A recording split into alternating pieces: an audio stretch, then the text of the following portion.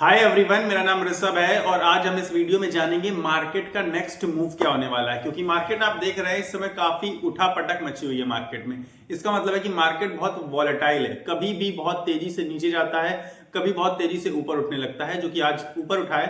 तो इस बारे में बात कर लेते हैं, ऊपर क्यों उठा है। ये देखिए, मैंने आपको लगभग 8-10 दिनों से कहते हुए हो गए होंगे कि अब जो मार्केट है वो मार्केट का नेचर चाहे अप हो या डाउन हो, वो सिर्फ और सिर्फ एक खास रीजन की वजह से होगा और वो होंगे क्वार्टर 3 के रिजल्ट्स।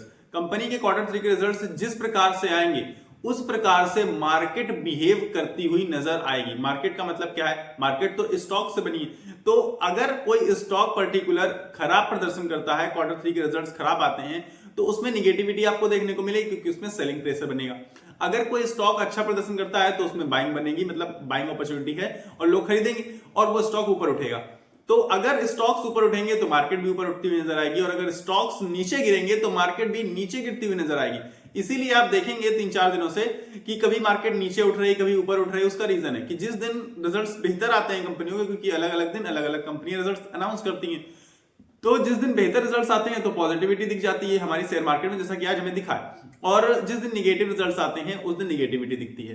अब आप कहेंगे कि रिजल्ट्स तो इतने पॉजिटिव नहीं लगे हमें। बिल्कुल सही बात है आपकी, मुझे भी रिजल्ट्स बेहतर नहीं लगे कंपनियों के। और ओवरऑल अगर आप आज की शेयर मार्केट को उठाकर देखेंगे तो पाएंगे कि बहुत बड़ी पॉजिटिविटी तो है ही नहीं।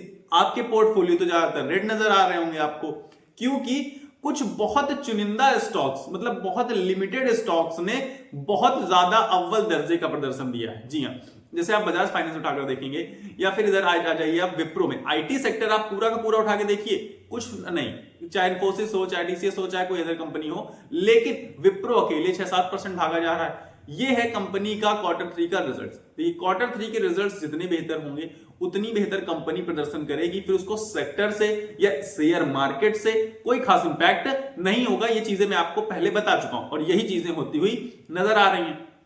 अब आज का अगर सबसे मेजर अगर कोई चीज दिखी होगी आपको तो वो दिखी होगी कोटक महिंद्रा बैंक, क्योंकि पूरे बैंकिंग सेक्टर में एसबीआई ने तो खैर काफी अच्छी ग्रोथ दिखाई, बाकी किसी ने खास पॉजिटिविटी नहीं रखी है।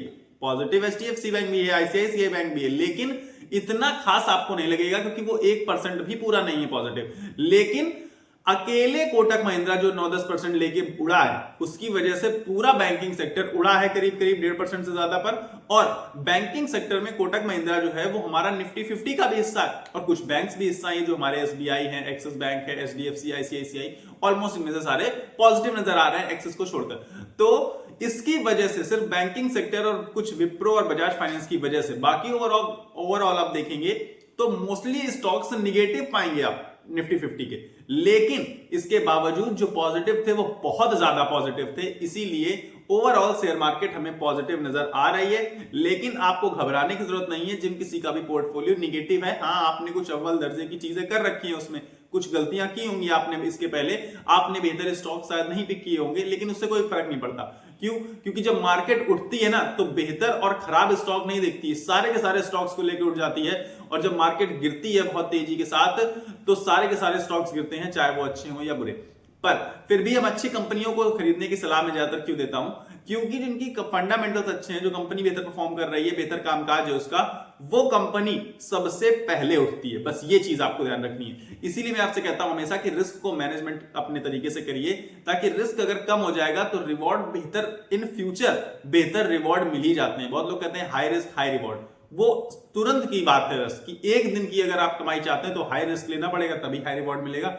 लेकिन अगर आप बहुत लॉन्ग टर्म में सोच रहे हैं तो आपका रिस्क भी लो हो जाएगा, यानी कि low risk with high rewards हो जाता है। तो ये चीजें आपको समझनी पड़ेंगी, जो कि शेयर मार्केट में इस टाइम पर चल भी रही हैं और समझना चाहिए आपको।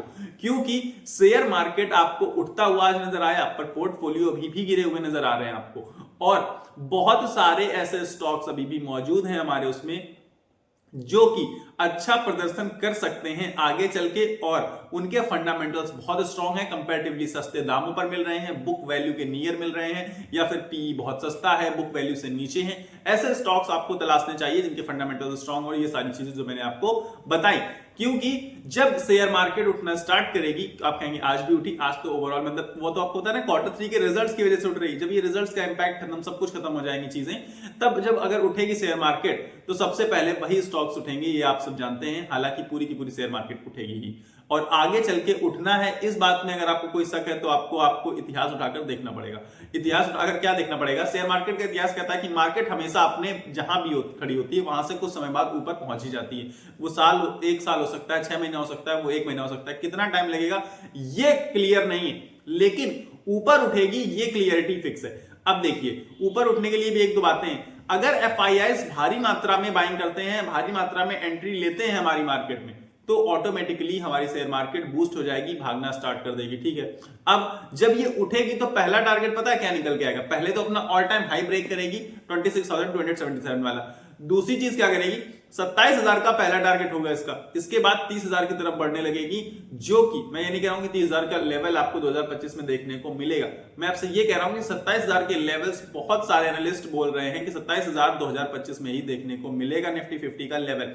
और अगर इस लेवल तक पहुंच गई बाजार तो इसका मतलब है कि आपने एक अपॉर्चुनिटी मिस कर दी अगर आपने इस अपॉर्चुनिटी में पैसा नहीं लगाया, क्योंकि मार्केट बहुत बेहतर अपॉर्चुनिटी दे रहा है। मार्केट का ओवरऑल करेक्शन अगर आप देखेंगे तो वो हो सकता है आपको कम लगे, 12-13% लगे, लेकिन स्टॉक्स का अगर आप करेक्शन उठाकर देखेंगे तो अच्छे स्टॉक्स, अच्छे फंडामेंटल वाले स्टॉक 30% से नीचे गिरे हुए हैं। तो उन स्टॉक्स को आपको पिक करना है, क्योंकि कंपनियों में कोई भी बुराई नहीं है, वो बस पूरी की पूरी मार्केट नीचे आई थी तो वो भी नीचे आकर खड़े हो गए हैं और उनमें चीजें सुधरती हैं सबसे पहले। वही स्टॉक सबसे पहले चलते हैं जब शेयर मार्केट चलता है। तो ये चीजें हैं, आपको शेयर मार्केट में बाइंग अपॉर्चुनिटी ढूंढनी पड़ेगी, खरीदारी के मौके तलाशिए और एक साथ पूरी की पूरी इन्वेस्टमेंट मत करिए किसी पर्टिकुलर स्टॉक में।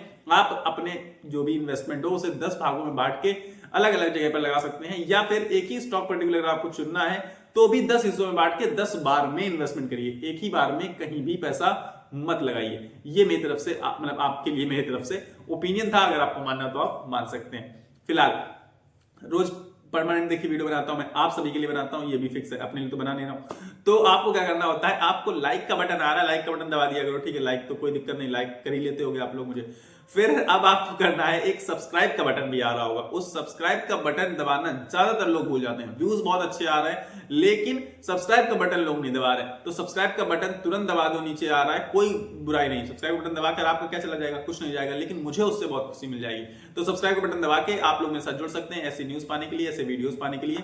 फिलहाल मेरे पास इतना ही है, तब तक के लिए आपको क्या करना है, अगले वीडियो में जब हम मिलेंगे आपको अपनी सेहत का ख्याल रखना है। स्वस्थ रहिए, मस्त रहिए। नमस्कार, धन्यवाद।